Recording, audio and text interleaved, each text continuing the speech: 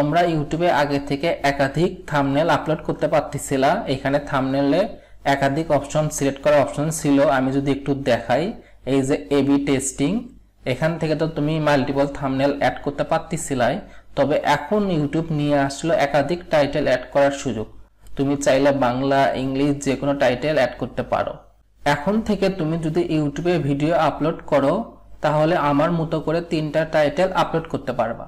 এখানে দেখো title 1, title 2, title 3, এরকম 3টা টাইটেল আপলোড করার সুযোগ পাবা। এছাড়াও 3টা টাইটেলের পারফরমেন্স কিরকম হইলো সেটাও দেখতে পারবা। এর জন্য করে ভিউ টেস্ট রিপোর্টে আসবা।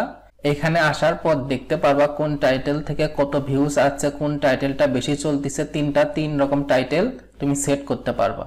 আর এই টাইটেলের সময় হাইস্ট তুমি 2 সপ্তাহ রাখতে পারবা। এখানে দেখো লেখা আছে ম্যাক্সিমাম অফ 2 উইক।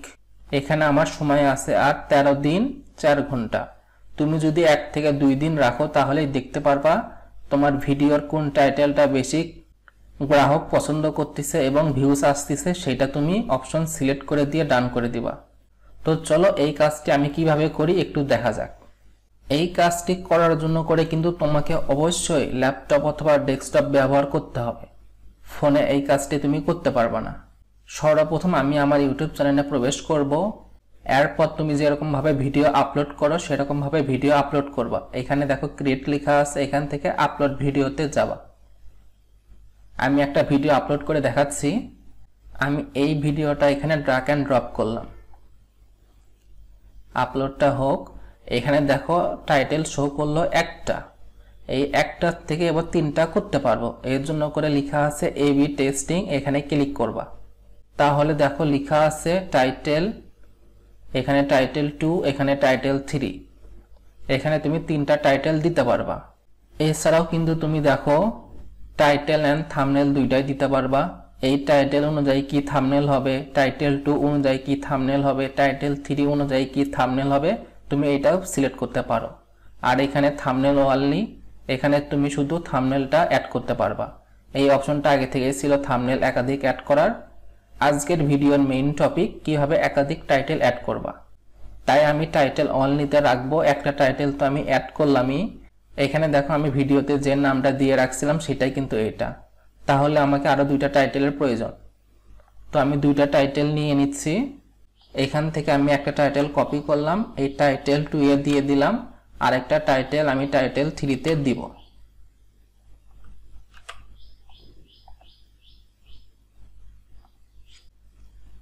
তিনটা টাইটেল দেওয়ার পর এখানে দেখো গ্রিন চিহ্ন আসলো, টাইটেল টেস্ট রেডি। এবার আমি সেট টেস্টে ক্লিক করব। তাহলে দেখো এখানে আমার 3টা টাইটেল শো করলো।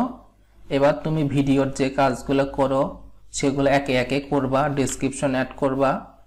এই কাজগুলো আমি আর করতেছি না, আমি ভিডিও আপলোড করার পর বাকি অংশটা দেখাচ্ছি।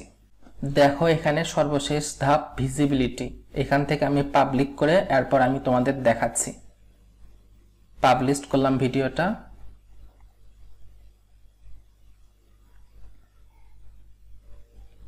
এখান থেকে আমি ক্লোজ দিচ্ছি। এবার আমি আমার ভিডিওর অপশনে যাচ্ছি, আমি ব্যাকে আসতেছি। এখানে কন্টেন্ট অপশনে আসব। এখানে দেখো নিচে শো করতেছে আমার টাইটেলের নিচে এবি টেস্টিং রানিং। উপরের 2টা ভিডিওতে কিন্তু আমি একাধিক টাইটেল দেওয়ার কারণে এই এবি টেস্টিং রানিং আছে, আর নিচের গুলাতে কিন্তু এরকম কোনো অপশন নাই। এবার যদি আমি এই ভিডিওর ভিতরে যাই তাহলে তোমরা দেখতে পারবা 3টা টাইটেল শো করবে।